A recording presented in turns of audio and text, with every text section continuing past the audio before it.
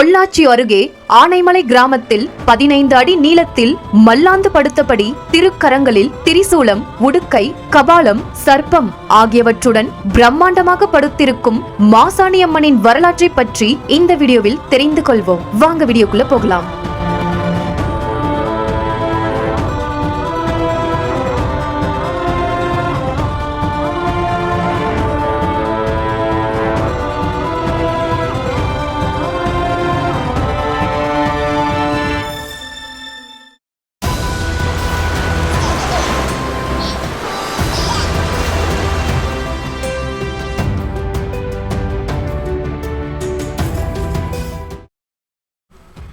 பண்டைய காலங்களில் பொள்ளாச்சி அருகே ஆனைமலை பகுதியில் நன்னன் என்ற மன்னன் ஆட்சி புரிந்து வந்தான்.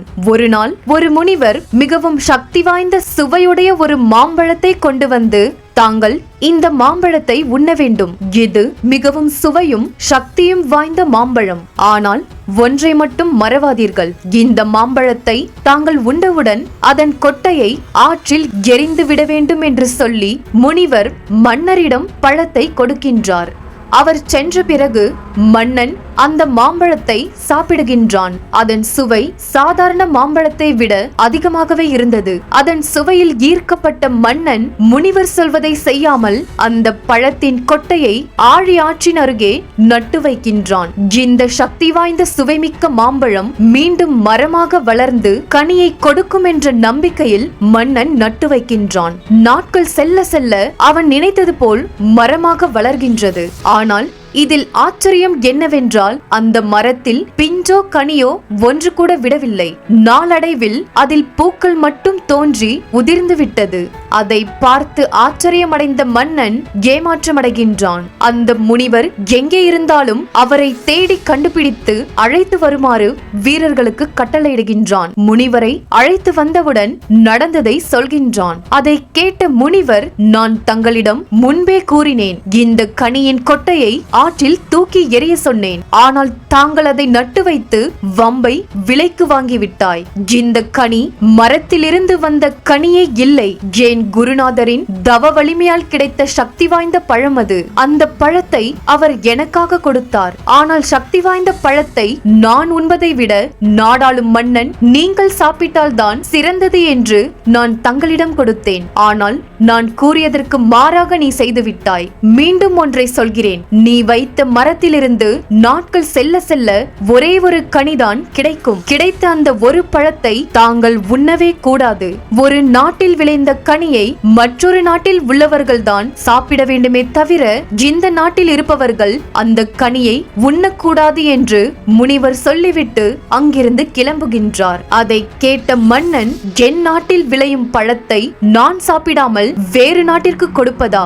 இல்லை, அந்த கனியை நான் தான் உண்பேன் என்று முனிவரின் சொல்லை மன்னன் மீண்டும் மீறுகின்றான். அந்த மரத்தில் எப்பொழுது பழம் வரும் என்று காவலாளிகளை நிற்க வைத்து மரத்தை பாதுகாக்கின்றான். இந்த நிலையில்தான் மன்னனின் படைத்தளபதி கோசர் தன் மகளுக்கு வரன் தேட ஆரம்பிக்கின்றார். அவள் பெயர் சயனி. சயனி மிகவும் அழகாக இருப்பாள். அவளுக்கு மாம்பழம் என்றால் அவ்வளவு பிடிக்கும். படைத்தளபதி கோசர் தன் மகளுக்கு வீரமான ஒருவனை மணம் முடிக்க காத்து கொண்டிருக்கிறார். அப்பொழுதுதான் பக்கத்து நாட்டு அரசவையின் மெய்காவல் படைத்தலைவன் மகிழனை தன் மகளுக்கு மணம் முடிக்க விரும்புகின்றார். மகிழனுக்கும் சயனியை பார்த்த உடனேயே பிடித்துவிட்டது. அதனால் கோசர் சயனிக்கும் மகிழனுக்கும் திருமணம் நடத்தி வைக்கின்றார். சயனி மகிழனுடன் வாழ்வதற்காக புகுந்த வீட்டிற்கு செல்கின்றாள். இந்த சமயத்தில்தான் மன்னன் எதிர்பார்த்தபடி மாமரத்தில் பூ பிஞ்சாகின்றது. பழம் கிடைக்க போகிறது என்ற மகிழ்ச்சியில் மன்னன் அந்த பழத்தை எவரும் பறிக்காதபடி மரத்தை சுற்றி பாதுகாப்பு படைகளை தீவிரப்படுத்துகின்றான். தன் நாட்டில் இருக்கும் அனைவருக்கும் மன்னன் எச்சரிக்கை விடுக்கின்றான். இந்த மரத்திலிருந்து வரும் பழத்தை எவரேனும் சாப்பிட்டு விட்டால் அவர்களுக்கு மரண தண்டனை வழங்கப்படும் என்று மன்னன் மக்களுக்கு எச்சரிக்கை விடுக்கின்றான். இங்கு இப்படி நடந்து கொண்டிருக்கையில் படைத்தளபதி கோசரின் மகள் சயனி கர்ப்பம் தரிக்கின்றாள். அவள் நிறைமாத கர்ப்பிணியாக இருப்பதால் கோசர் தன் மகளை அவர் நாட்டிற்கு அழைத்து வர விரும்புகின்றார். ஆனால் மகிழன் தன் மனைவியை விட்டு பிரிய மனமில்லாமல் சயனியை அனுப்பி வைக்கின்றான். கோசர் சயனியை அழைத்துக் கொண்டு தன் நாட்டிற்கு வந்துவிட்டார். பல நாட்கள் கழித்து பிறந்த நாட்டிற்கு வருவதால் சயனி தன் தோழிகளுடன் நேரத்தை கழிக்கின்றாள். சிறு வயதில் அவர்கள் செய்த குறும்புத்தனத்தை எல்லாம் பேசி சந்தோஷமாக இருக்கின்றாள். அப்பொழுதுதான் சயனிக்கு தன் தோழிகளுடன் சிறு வயதில் ஆழியாற்றில் குளித்ததை நினைத்து பார்க்கின்றாள். அதனால் தந்தையிடம் சென்று பிடிவாதம் பிடித்து தோழிகளுடன் ஆழியாற்றிற்கு வருகின்றாள். தோழிகளும் இவள் நிறைமாத கர்ப்பிணியாக இருப்பதால் அவளை கவனமாக பார்த்துக் கொள்கிறார்கள். சயனி மிகவும் சந்தோஷமாக ஆழியாற்றில் குளிக்கின்றாள். அப்பொழுதுதான் அந்த ஆற்றிலிருந்து ஒரு மாம்பழம் நீரில் அடித்துக்கொண்டு நேராக சயனியிடம் வருகின்றது. சயனிக்கு மாம்பழம் என்றால் உயிர். அந்த பழத்தை பார்த்ததுமே எடுத்து உண்ண ஆரம்பித்து விட்டாள். அந்த மாம்பழம் தான் அரசன் இவ்வளவு நாட்கள் பாதுகாத்து வைத்த சக்தி வாய்ந்த மாம்பழம். அதை பார்த்த தோழிகள் அந்த பழத்தை உண்ணாதே என்று அவளை தடுத்தும் மாம்பழத்தின் சுவை அவளை மெய்மறக்க செய்ததால் பழத்தை முழுவதுமாக உண்டுவிட்டாள். அந்த நேரத்தில் தான் வீரர்கள் அந்த பழம் அடித்து வந்த பாதையை நோக்கி பின்தொடர்ந்து வருகின்றார்கள். சயனி அந்த மாம்பழத்தை உண்பதால் வீரர்கள் அவளை பிடித்து கைது செய்கின்றார்கள். அரசனிடம் அழைத்து வருகின்றார்கள். அந்த மரத்தில் ஒரே ஒரு பழம்தான் கிடைக்கும் என்று முனிவர் சொல்லியிருந்தார். அந்த பழத்தையும் இவள் சாப்பிட்டு விட்டதால் மன்னன் ஆத்திரமடைந்து சயனிக்கு மரண தண்டனை அளிக்கின்றான். கர்ப்பிணி என்று தெரிந்தும் எனக்கு மரண தண்டனையா? அறியாமல் நான் செய்த தவறுக்கு ஏன் இந்த தண்டனை என்று சயனி கோபப்படுகின்றாள். அவளது தந்தையும் மன்னரிடம் கெஞ்சுகின்றார். இந்த விஷயம் மகிழனுக்கு தெரிய வந்து மகிழன் அந்த இடத்திற்கு வருகின்றான். தன் மனைவியை விடுதலை செய்யுமாறு அரசனிடம் வேண்டுகின்றான். ஆனால் அரசன் அதற்கு சம்மதிக்கவில்லை. அதனால் மகிழன் தனது நாட்டிற்கு சென்று அந்த நாட்டு மன்னரிடம் அனுமதி பெற்று வீரர்களை அழைத்துக் கொண்டு யுத்தம் செய்ய கிளம்புகின்றான். அதனால் இந்த நாட்டு மன்னருக்கும் மகிழன் வசிக்கும் நாட்டினருக்கும் இடையே கடும் யுத்தம் நடக்கின்றது. அந்த யுத்தத்தில் பல பேர் இறந்து போகின்றார்கள். மகிழன் நன்னம் மன்னரை கொன்றுவிட்டு சிறைப்பிடித்து வைத்திருக்கும் தன் மனைவியை அழைத்துக் கொண்டு தனது நாட்டிற்கு கிளம்புகின்றான். வேறு வழியில்லாமல் கர்ப்பிணியாக இருக்கும் சயனியை அழைத்துக் கொண்டு காட்டுப்பகுதி வழியே வருகின்றான். அப்பொழுது திடீரென்று சயனிக்கு பிரசவ வலி வந்துவிட்டது. காட்டில் இருப்பதால் என்ன செய்வது தெரியாமல் மகிழன் பதட்டமடைகின்றான். மருத்துவச்சியை அழைத்து வர இவன் தனியாக சென்றாலும் சயனியை இங்கு எப்படி தனியே விட்டு செல்வது என்று யோசிக்கின்றான். அதை புரிந்து கொண்ட சயனி இன்னும் சிறிது தூரத்தில் ஒரு மருத்துவச்சியின் வீடு வரும். நாம் அவர்களிடம் செல்லலாம் என்று சயனி மெதுவாக சிறிது தூரம் நடந்து வருகின்றாள். இதற்கு மேல் அவளால் ஒரு அடி கூட எடுத்து வைக்க முடியவில்லை. என்னால் முடியவில்லை, நான் எங்கேயே நிற்கின்றேன். அதோ அங்கு தெரியும் வெளிச்சத்தில் மக்கள் இருப்பார்கள். அங்கு சென்று மருத்துவச்சியை அழைத்து வாருங்கள் என்று மகிழனை சயனி அனுப்பி வைக்கின்றாள். மகிழனும் அந்த வெளிச்சத்தை பார்த்து கொண்டே அந்த வீட்டின் அருகே வருகின்றான். அந்த வீட்டில் ஒரு வயதான மருத்துவச்சி உறங்கிக் கொண்டிருக்கும் பொழுது திடீரென்று அவர்களுக்கு ஒரு கனவு வருகின்றது. ஒரு கர்ப்பிணி பெண்ணை ஒரு கருத்த உருவம் துரத்துவது போல் கனவு வந்து அவர்கள் அலறி எழுகின்றார்கள். அப்பொழுதுதான் மகிழன் அந்த மருத்துவச்சி வீட்டின் கதவை தட்டுகின்றான். என் மனைவிக்கு பிரசவ வலி வந்துவிட்டது, உடனே வாருங்கள் என்று அழைக்கின்றான். அதை கேட்ட மருத்துவச்சி அதிர்ந்தே போகின்றார்கள். என்ன, இந்த பகுதியில் ஒரு கர்ப்பிணி பெண்ணா? இந்த ஊரில் உள்ள பெண்களுக்கு குழந்தை பிறந்தே பல வருடங்களாகின்றது. இது எப்படி சாத்தியம் என்று மருத்துவச்சி கேட்கின்றாள். ஏன் அப்படி சொல்கிறீர்கள் என்று மகிழன் கேட்கின்றான். பக்கத்தில் இருக்கும் காட்டில் ஒரு கொடிய கருத்த உருவம் அலைந்து கொண்டிருக்கிறது. அந்த உருவம்தான் இந்த ஊரில் இருக்கும் கர்ப்பிணி பெண்களின் சிசுவை விழுங்கி விடுகின்றது. கர்ப்பிணி பெண்களின் வயிற்றில் மிளகாயை தடவி அந்த கருவை களைத்து அதை அந்த கொடிய உருவம் விழுங்கி விடுகின்றது. அதனால்தான் இந்த ஊரின் பெண்களுக்கு குழந்தை பிறந்தே பல வருடங்கள் ஆகின்றது என்று மருத்துவச்சி சொன்னவுடன் அதை கேட்ட மகிழன் அதிர்ச்சியில் உறைந்து போய் நிற்கின்றான்.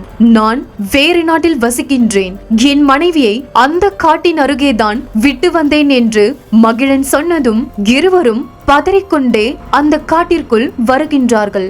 அந்த இடத்தில் வந்து பார்த்தால் கர்ப்பிணி பெண் சயனி அங்கு இல்லை. இருவரும் தேடி தேடி பார்க்கின்றார்கள். பார்த்தால் தூரத்தில் ஒரு கருத்த உருவம் சயனியை துரத்தி கொண்டு வர சயனி அலறி அடித்துக் கொண்டு ஓட முடியாமல் ஓடுகின்றாள்.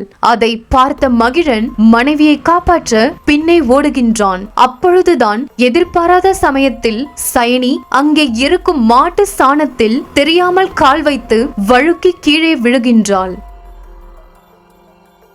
அந்த நிமிடத்தில் அவளுக்கு குழந்தையும் பிறந்து அந்த இடத்திலேயே சயனியும் அவளது குழந்தையும் இறந்து போகின்றார்கள். மனைவியும் குழந்தையும் இறந்ததை பார்த்து மகிழன் துடிதுடித்து போகின்றான். தான் கண்ட கனவு நடந்துவிட்டது என்று மருத்துவச்சி வருத்தப்படுகின்றார்கள். அந்த நேரத்தில்தான் சயனியின் உடம்பிலிருந்து உயிர் பிரிந்து ஒரு பயங்கர ஜோதி ரூபமாய் ஒரு உருவம் அங்கு தோன்றுகிறது. அதை பார்த்த மகிழனும் மருத்துவச்சியும் அந்த இடத்திலேயே மூர்ச்சையாகின்றார்கள். கோடி சூரிய பிரகாசமாய் ஒரு உருவம் தோன்றி நீண்ட உருவமாய் திறந்த வாயுடன் கைகளில் வேல் ஆயுதங்களுடன் அந்த கரிய உருவத்தை நோக்கி வந்து அவனுடைய மார்பை பிளந்து அந்த பெண்ணின் காலுக்கடியில் போட்டு விடுகின்றது. சிறிது நேரம் கழித்து மகிழனும் மருத்துவச்சியும் மயக்கம் கலைந்து பார்த்தால் இறந்து கிடக்கும் சயனியின் காலடியில் அந்த கருத்த உருவமும் இறந்து கிடக்கின்றது. அதை பார்த்த மருத்துவச்சி, இவள் சாதாரண பெண் இல்லை, இவள் தெய்வத்தின் அம்சம். இவ்வளவு நாட்கள் கர்ப்பிணி பெண்களை துன்புறுத்தி வந்தவனை இந்த பெண் அழித்து விட்டார்கள். இனி இந்த ஊரில் வாரிசுகள் பிறக்கும். இந்த பெண் தான் இனி இந்த ஊருக்கு குலதெய்வம். மாட்டுச் சாணத்தில் வழுக்கி இறந்து போனதால் இவர்கள் மாசாணி அம்மன் என்று சொல்லி மருத்துவச்சி அந்த பெண்ணை வணங்குகின்றார்கள். இந்த விஷயம் ஊர் மக்களுக்கு தெரிய வந்து அந்த அரக்கனிடமிருந்து கர்ப்பிணி பெண்களை காப்பாற்றிய மாசாணி அம்மனுக்கு ஓர் ஆலயம் எழுப்பி அம்மனுக்கு பிரம்மாண்டமாக சிலை வைத்து மக்கள் மாசாணி அம்மனை வழிபட்டு வருகின்றார்கள். மாட்டு சாணத்தில் வழுக்கி இறந்து போனதால் மாசாணி அம்மன் என்றும், மயானத்தில் சயனி இறந்து போனதால் மாசாணி என்று பெயர் வந்தது என்றும் தல வரலாறு சொல்லப்படுகின்றது. இப்படித்தான் பொள்ளாச்சி ஆனைமலையில் மாசாணி அம்மன் கோவில் உருவானது. குறிப்பாக இந்த கோவிலில் மிளகாய் அரைத்து தேய்க்கும் கல் ஒன்று உள்ளது. பொன் பொருள் காணாமல் போனவர்கள், பிறரிடம் ஏமாற்றம் அடைந்தவர்கள் எல்லாம் இந்த கல்லின் பக்கத்தில் வைத்திருக்கும் உரலில் மிளகாய் அரைத்து வைத்து அந்த கல்லில் பூசி வேண்டிக் கொள்வார்கள். வேண்டி சென்ற 3 மாதங்களில் அவர்களுக்கு தொலைந்தது கிடைத்துவிடும். ஏமாற்றியவர்கள் கடுமையாக தண்டிக்கப்படுவார்கள் என்ற நம்பிக்கை மக்களிடையே இன்றளவும் இருந்து வருகின்றது. அவர்கள் கோரிக்கை நிறைவேறியதும் அம்மனுக்கு பாலாபிஷேகம் செய்து அம்மனை சாந்தப்படுத்துவார்கள். இப்படி பல வேண்டுதல்கள் உண்மையில் நிறைவேறியுள்ளதாக சொல்லப்படுகின்றது. அப்படி மக்களுக்கு நீதி வழங்கும் மகா சக்திதான் ஆனைமலையில் அழகாக காட்சியளிக்கும் இந்த மாசாணி அம்மன்.